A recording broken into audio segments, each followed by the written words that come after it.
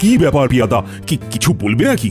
আগে হ্যাঁ মহারাজ, আমাদের প্রাসাদের সিংহদুয়ারের বাইরে গ্রামের কিছু লোক এসে হাঁপানি রোগে আক্রান্ত এক বৃদ্ধকে ফেলে দিয়ে গেছে। সে কি? এ তো ভারী অন্যায়। এই বৈদ্য, চলো চলো একবার গিয়ে তাকে দেখে আসি। সেরকম বুঝলে আমাদের তাকে রাজবাড়ির সেবালয়ে রাখতে হবে। হ্যাঁ, সে তো হবেই।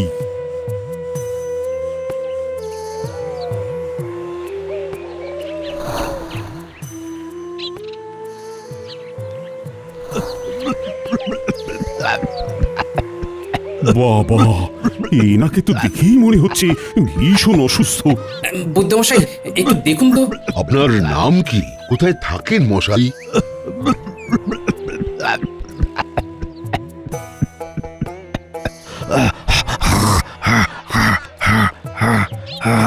উনি তো শুধুই কাশছেন। মহারাজ, মহারাজ আপাতত এনাকে রাজপ্রাসাদের সেবালয়ে রাখার ব্যবস্থা করুন। এনার দ্রুত চিকিৎসার দরকার। মহারাজ, কি দরকার এসব ঝামেলা মাথায় নেওয়ার? এই মন্ত্রী, তুমি এসব কি বলছো শুনি? শোনো, তুমি এরকম অমানবিক হতে পারো, কিন্তু আমি নই। আপনাকে তো আর সেবা করতে হচ্ছে না, তাই আপনি নিজের মুখটা বন্ধ রাখুন। এই যে পেয়াদারা, তোমরা এনাকে নিয়ে যাও। ওই তো, তুমি তাড়াতাড়ি চিকিৎসার বন্দোবস্ত করতো।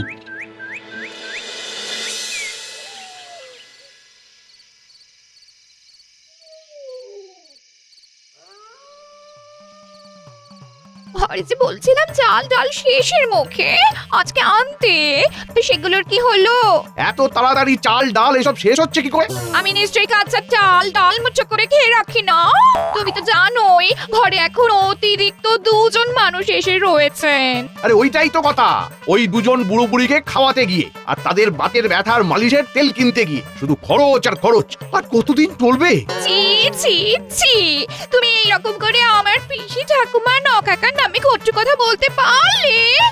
তোমাকে তো আর কষ্ট করে রাজকোষ থেকে মোহর সরাতে হয় না। আমি জানি কতটা কষ্ট এবং কায়দা করতে হয়। বুঝেছি বুঝেছি, তুমি আসলে ভেবেছিলে যে আমার নকাকা আর পিসি ঠাকুমা তোমায় থলে থলে মোহর দেবেন, সেই লোভে তুমি ওনাদের থাকতে দিয়েছো। কিন্তু যখন দেখছো ওনারা এইসবের কিচ্ছুটি নাম গন্ধ করছেন না, অমনি তুমি ওনাদেরকে ঘর থেকে নামাতে চাইছো। হ্যাঁ, একদম ঠিক ধরেছো। তোমার দিনে দিনে মোহরের প্রতি লোভ একেবারে বেড়েই চলেছে, বেড়েই চলেছে। কেন বাড়বে না বলো তো? কেন বাড়বে না? শোনো গিন্নি, শোনো, তোমার ওই বুড়ো নকাকা বুড়ি পিসি ঠাকুমা স্বর্গে গেলে ওনাদেরকে হয়তো তুমি পরজন্মে আবার ফিরে পাবে। হ্যাঁ, তা হতেও পারে, আবার নাও পারে। কিন্তু আমার যদি এ জন্মেই চুরি করে জমানো সব মোহর একবারে খরচা হয়ে যায়, তাহলে আমি আর সেগুলো ফিরে পাবো না গিন্নি। আমার আর কিচ্ছু কিচ্ছু বলার নেই। তাহলে তোমরা সকলেই বলছো যে রাজ্যের অবস্থা মোটামুটি সব ঠিকঠাকই আছে? হ্যাঁ মহারাজ, আপনি কোনো রকম চিন্তা করবেন না। হাঁটুর ব্যথাটা না বেশ বেড়েছে। ওই বৈদ্য থেকে আরে, এত বেলা হয়ে গেল এখনো বৈদ্যমশাই আসেননি, কি ব্যাপার? এরকম তো সচরাচর উনি করেন না। দেখুন গে যান, বেলা পর্যন্ত হয়তো ওপরে পড়ে ঘুমোচ্ছেন। মহারাজ, আসতে পারি? এখন আর এসে কি হবে, সভা তো শেষের মুখে। কি ব্যাপার বৈদ্য, এত দেরি কেন? আর বলবেন না মহারাজ, আজকে যেন আমার বাড়িতে রোগীর ঢল নেমেছিল, তাই দেরি হলো। ও তাই? আসল ব্যাপারটা খোলসা করে বলো না বৈদ্য, যে তুমি এতগুলো রোগীর দক্ষিণা ছেড়ে চলে আসতে পারোনি। আজ্ঞে মন্ত্রী মশাই, তবে আজ যারা এসেছিল তাদের বেশিরভাগকেই আমি সম্পূর্ণ বিনা দক্ষিণায় চিকিৎসা করেছি। তারা ভীষণই অসহায়। আমাদের রাজ্যের মানুষের যদি এই হারে শরীর খারাপ করে তাহলে তো খুবই মুশকিল। আমাদের রাজ্যের বহু মানুষ কিন্তু ভীষণই অসহায়, আর সেটা আজ চিকিৎসা করতে গিয়ে হাড়ে হাড়ে টের পেয়েছি। গোপাল, কিছু তো একটা বিহিত করতেই হবে। এবারে কি করা যায় বলতো? মহারাজ, কালকে চলুন আমরা রাজ্যে যে দাতব্য চিকিৎসালয়টা খোলার কথা ভাবছিলাম, সেই স্থানে বৈদ্যমশাইকে নিয়ে গিয়ে একটা নকশা ছকে নিই। বেশ, তাহলে তাই হোক। তা তোমার কি মত বৈদ্য? মহারাজ, আমি রাজি। আমার কোনো রকম অসুবিধা বা আপত্তি নেই। অসহায় ও অসুস্থ মানুষদের পাশে দাঁড়ানোর জন্য এর থেকে ভালো পদক্ষেপ আর কিছুই হতে পারে না মহারাজ। বেশ, তাহলে আজকের মতো এখানেই সভার কাজ শেষ করছি। কালকে সবাই কিন্তু ঠিক সময় হাজির হয়ে যেও। মহারাজ শুধু আমায় ছাড়া আর অন্য সব ব্যাপারে দরদি হয়ে ওঠেন।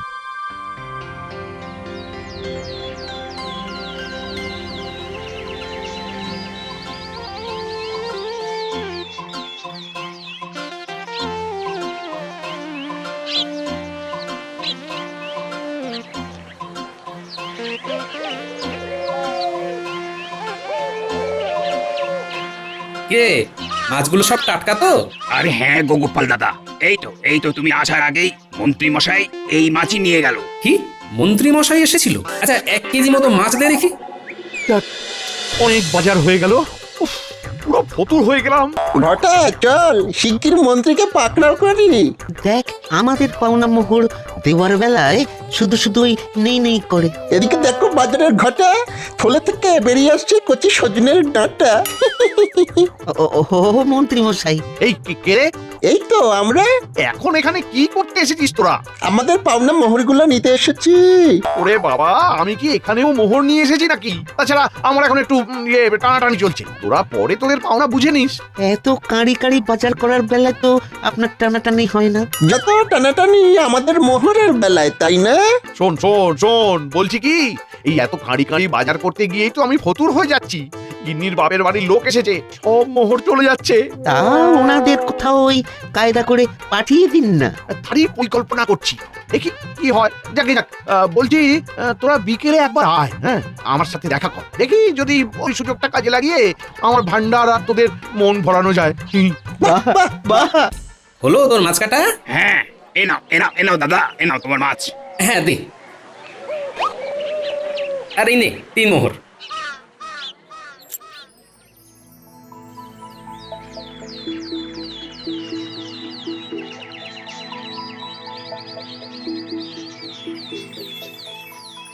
কি হে, সবাই এসে গেছো তো? তাহলে এবার রওনা দি। আগে না মহারাজ, বৈদ্যমশাই আসেননি এখন। কি বৈদ্য আসেনি এখনো? কিন্তু আজ যে একটা শুভ দিন। আগে মহারাজ, আমার মনে হচ্ছে বৈদ্যমশাইয়ের বাড়িতে আজও অনেক রোগী এসেছে। কি ব্যাপার বলো তো? কৃষ্ণনগরে কি ইদানিং খুব বেশি মানুষই অসুস্থ হচ্ছে? বৈদ্যমশাই এলে জিজ্ঞাসা করতে হবে, কোনো কি নির্দিষ্ট ধরনের রোগ হচ্ছে নাকি? বৈদ্য কালকে বলছিল যে বহু অসহায় রোগী নাকি তার কাছে আসছে।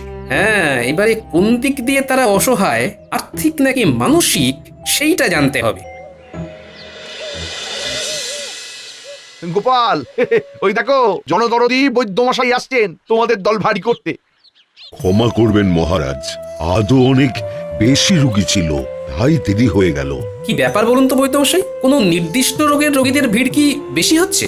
না না না, তেমন কোনো নির্দিষ্ট রোগগ্রস্ত রোগীরা আসছে না আমার কাছে বিগত 2 দিন ধরে। হ্যাঁ হ্যাঁ হ্যাঁ হ্যাঁ হ্যাঁ, বলো তো বৈদ্য, তোমার কাছে কি এমন রোগের রোগী আসছে যাদেরকে সামলাতে গিয়ে তুমি একেবারে হিমশিম খেয়ে যাচ্ছ? মহারাজ, যেহেতু বর্ষাকাল আসছে তাই রোগের প্রকোপও বাড়ছে, সেই জন্যে রোগীর সংখ্যাও বেড়েছে। তবে গতকাল বা আজ এমন কিছু রোগী এসেছে যাদের কিছু জনের ভীষণই আর্থিক অভাব, আবার কেউ কেউ প্রতিবন্ধী, অর্থাৎ সবার সব অঙ্গ ঠিকঠাক সঞ্চালিত হয় না। এবং শুধু তাই নয়, এরা কেউ কেউ আবার আশ্রয়হীন এবং বাড়ির লোকেরা কেউ দেখে না। বাবা, এরকম রোগীর সংখ্যা বুঝি অনেক? অনেক না হলেও বেশ কিছু সংখ্যক তো রয়েছে। গুরুতর অসুস্থ হওয়ায় কষ্ট করে ওরা দেখাতে এসেছে। আমরা তো এদের ব্যাপারে সবসময় জানতেও পারি না। এছাড়া আমার কাছে যেসব প্রতিবন্ধী রোগীরা এসেছিলেন তারা প্রত্যেকেই বয়স্ক। এমনিতেই বয়স হয়ে গেলে নানা রকমের অসুবিধে দেখা দেয়। না না না না, আমি বেঁচে থাকতে আমার রাজ্যে বিনা চিকিৎসায় বিনা সেবায় কোনো শারীরিকভাবে অক্ষম ব্যক্তিকে আমি মরতে দেব না। মহারাজ, যারা আর্থিকভাবে ভুগছে তাদের জন্য তো দাতব্য চিকিৎসালয় খোলা হচ্ছেই। হ্যাঁ, আর যতদিন না তৈরি হচ্ছে এই চিকিৎসালয় ততদিন বৈদ্য বিনা মোহরেই তাদেরকে চিকিৎসা করুক। এর জন্য আমি না হয় বৈদ্যকে অতিরিক্ত কিছু মোহর দক্ষিণা হিসেবে দিয়ে দেব। সে না হয় বুঝলাম মহারাজ, কিন্তু শারীরিকভাবে অক্ষম আশ্রয়বিহীন বৃদ্ধ বা বৃদ্ধাদের কিছু একটা পারলে ব্যবস্থা করুন। গোপাল, কি করা যায় বলো তো? শারীরিকভাবে অক্ষম মুমূর্ষু রোগীদের এই মুহূর্তে আপনি রাজবাড়ির সেবালয়ে ঠাঁই দিন মহারাজ। যেমন ওই হাঁপানি রোগে আক্রান্ত ওই বৃদ্ধটি আছে, তাই তো? হ্যাঁ মহারাজ, আমরা প্রথমে খোঁজ নিয়ে গোটা রাজ্যে দেখে নেই কতজন এমন রয়েছে, তারপরে তাদের নিয়ে আসার ব্যবস্থা করি আমাদের প্রাসাদের সেবালয়ে। তারপর না হয় অবস্থা বুঝে ব্যবস্থা হবে। আরে, আমি এই রাজ্যের সকল অক্ষম মানুষদের ভরণ পোষণের ভার নেব। আমি এক্ষুনি প্রহরীদের ঘোষণা করে দিতে বলছি। মহারাজ এমন হুট করে ঘোষণা করে ফেলবেন না। না না না গোপাল, আমি এই বিষয়ে দেরি করতে চাই না। মন্ত্রীকে পাঠাচ্ছি খোঁজ খবর নিতে। তারপরে বয়স্ক এবং যুব নির্বিশেষে আমি এই রাজ্যের সকল অক্ষম ব্যক্তিদের ভরণ পোষণের ভার নেব। কিন্তু মহারাজ, না না না, আর কোনো কিন্তু নয়। এই মন্ত্রী, যাও যাও যাও, হাতের কাজগুলো সেরে শিগগিরই বেরিয়ে পড়ো। ওহ, ভগবান, আর পারা যায় না।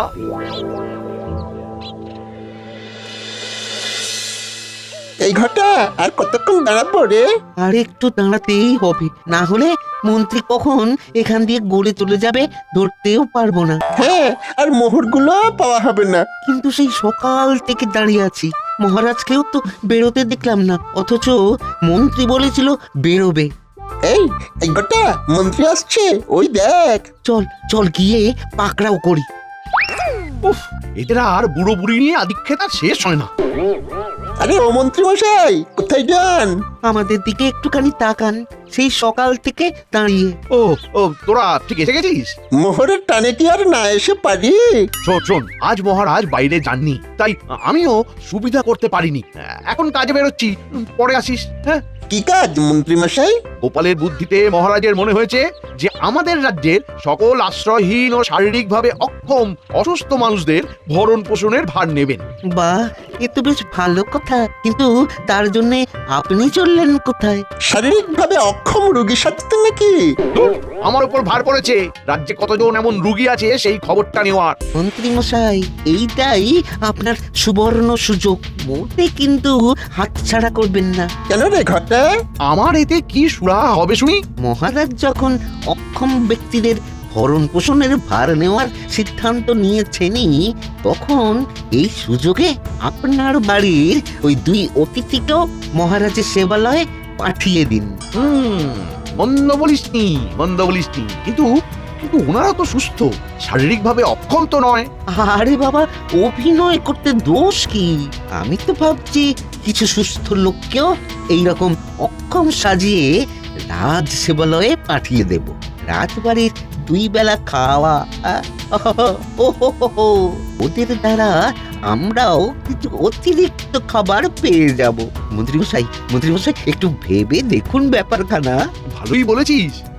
দাঁড়া দাঁড়া, কাজ থেকে ফিরেই তোদের বউঠানকে এই কথাটা বলতে হবে। ঠিক আছে, আজ আসি। হ্যাঁ, কদিন পরে এসে মোহর নিয়ে যাস, কেমন?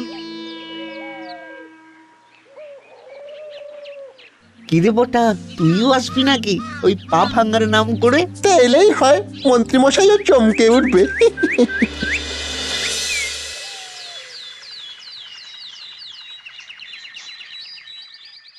এই মন্ত্রী, তুমি ঠিকঠাক করে খোঁজ নিয়েছো তো? মহারাজ, আপনি একদম নিশ্চিন্তে থাকুন, আমি সকল অক্ষম ব্যক্তিদের ব্যাপারে খোঁজ নিয়েছি। এছাড়াও প্রহরীরাও খবরটা গোটা রাজ্যে ঘোষণা করে দিয়েছে। বেশ গোপাল, সেবালয়ে সব ব্যবস্থা প্রস্তুত তো? হ্যাঁ মহারাজ, নিশ্চিন্তে থাকুন। তবে আমার এই ব্যাপারে একটু সন্দেহ আছে যে কতজন আসল আর কতজন নকল প্রতিবন্ধী আমাদের সেবালয়ে এসে উঠবেন। ছি ছি গোপাল, আবার তুমি সেই এক কথা বলছো? চোখের সামনেই তো দেখলে মন্ত্রী কেমন পাল্টে গেল। অপরাধ নেবেন না মহারাজ, যা মনে হয়েছে তা বললাম। মহারাজ, শিগগির সেবালয়ে চলুন, রুগী তথা অতিথিরা এসে পড়বেন একটুবারেই।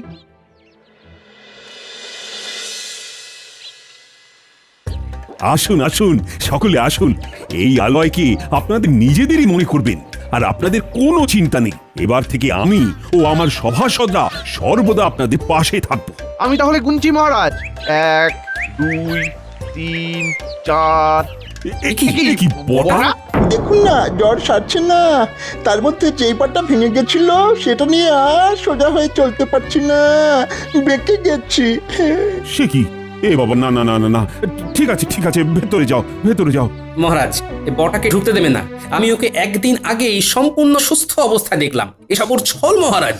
গোপাল গোপাল, তুমি এসব বলো না। একদিনের ভেতরেই একজন সম্পূর্ণ সুস্থ মানুষ অসুস্থ হয়ে যেতে পারে। কিন্তু কোনো কিন্তু নেই গোপাল, যাও যাও ভেতরে গিয়ে সব দেখভাল করো। শেষমেশ বটাও চলে এলো।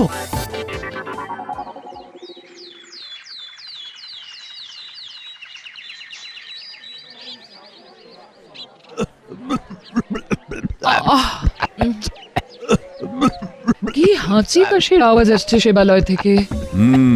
আমারও সারা রাত ঠিক মতো ঘুম হয়নি। রোগীরা যেন মনে হচ্ছে মোচ্ছব লাগিয়েছে, দিব্যি গল্প করছে, কারণ বেশ কোলাহলের আওয়াজ পাচ্ছে। আমিও পাচ্ছি। এনারা আদৌ রোগী তো না? মানে যেভাবে গল্প করছেন, কারোর শরীর অসুস্থ হলে গল্প করবার জন্য এত উৎসাহ কি থাকে? আসলে সারাদিন শুয়ে বসে আর কত থাকবে, তাই হয়তো গল্প জুড়েছে। তাই বলে সারা রাত জুড়ে ভোর অবধি এভাবে আমি না ঘুমিয়ে ওহ আর থাকতে পারবো না। আপনি কিছু একটা ব্যবস্থা করুন মহারাজ। হা কপাল, করতে চাই এক আর হয়ে যায় আর এক।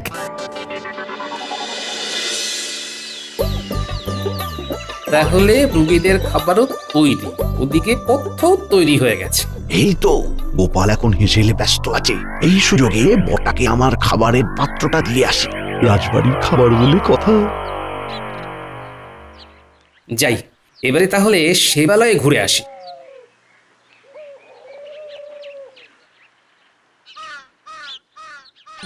আরে ওটা মন্ত্রী না? হাতে খাবারের পাত্র নিয়ে সেবালয়ে ঢুকছে কেন? তবে কি কোনো ফন্দি আছে? যাই, আড়ি পাতি। কিরে বটা, খুব আরাম তো? হ্যাঁ, সে আর বলতে, আপনার ওই দুজন কুটুম্ব তো বেশ আরামে আছে। হ্যাঁ, আচ্ছা শোন, তুই নিজেও ভালো করে অভিনয়টা করবি আর বাকিদেরকেও করাবি, যাতে কেউ ধরা না পড়ে। এছাড়া এই এই এই খাবারের পাত্রটা রেখে গেলাম। কেন? বুঝতেই তো পারছিস, খাবারে খাবারে ভরে দিতে হবে। এখন আসি, বুঝলি? যা ভেবেছিলাম ঠিক তাই। সবই মন্ত্রী আর বটার বদমাশি। আমায় মহারাজকে চোখে আঙুল দিয়ে ওই বদমাশিটাকে তুলে ধরতে হবে।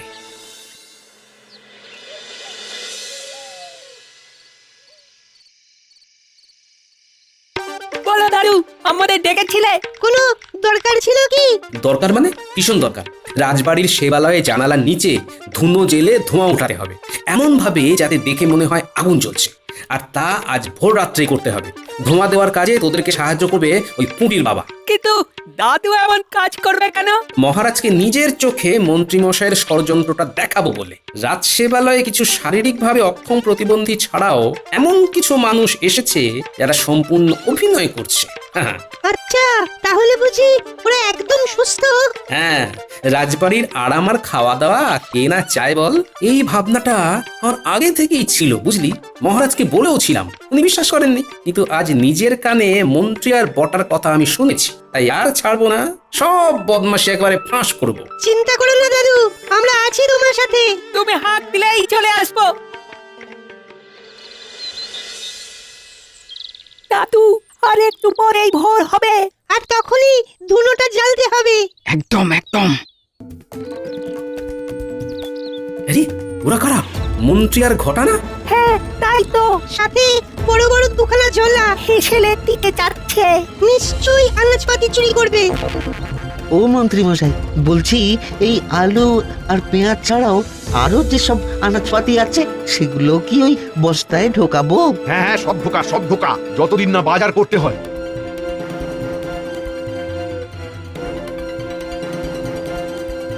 আমাকেও দেবেন তো? সব পাবি, এখন হাত চালা দেখি। পুটির বাবা, ধুনোটা চালাও দেখি। হ্যাঁ, তাহলে ধরাচ্ছি। আগুন আগুন, জোরে জোরে চিৎকার শুরু করো।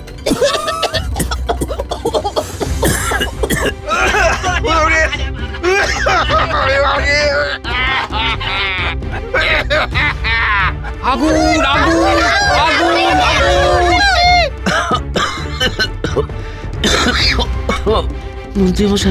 মন্ত্রী মশাই মনে হচ্ছে আগুন লেগেছে।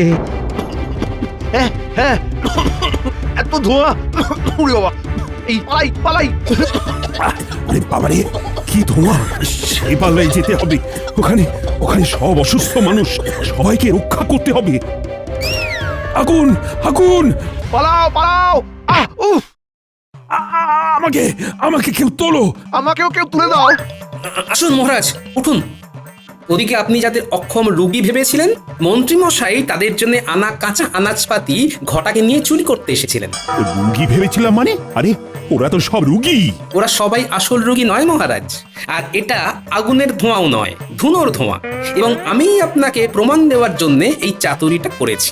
আগুন আগুন আগুন পালাও পালাও পালাও আগুন আগুন পালাও পালাও পালাও আমাকে টরিকার কি করে পালাবো আমরা টরিকার আমরা কি করে পালাবো ও মাই, কি কি কি কি এটা কি দেখছি? যা হাঁটতে পারতো না তার তো দিব্যি ছুটছে। ওই তো বটা। হ্যাঁ মহারাজ, এরা সব মন্ত্রী আর বটা ঘটার প্ররোচনায় রাজ সেবা পাবে বলে অভিনয় করছিল। আমি আপনাকে সেই জন্যই পই পই করে বারণ করেছিলাম এরকম ঘোষণা দুম করে না করতে। যা বোঝার আমি বুঝে নিয়েছি। যারা সত্যি অসুস্থ ওই তো তারা ভেতরে আছে। এইবারে মন্ত্রীকেও ভিতরে শুয়ে দিন। চলো মন্ত্রী, এবার তোমার পা ভাঙবো। আমায় ছেড়ে দিন মহারাজ। ওরে বাবা, ওরে বাবারি, কি মজায় ব্যথা, আমায় ছেড়ে দিন। আরো কোথায় কোথায় ব্যথা হয় দেখুন মন্ত্রী মশাই। দাঁড়াও, মন্ত্রীর হাত পা ভেঙে বিছানায় শুইয়ে তোমায় সেবা করব।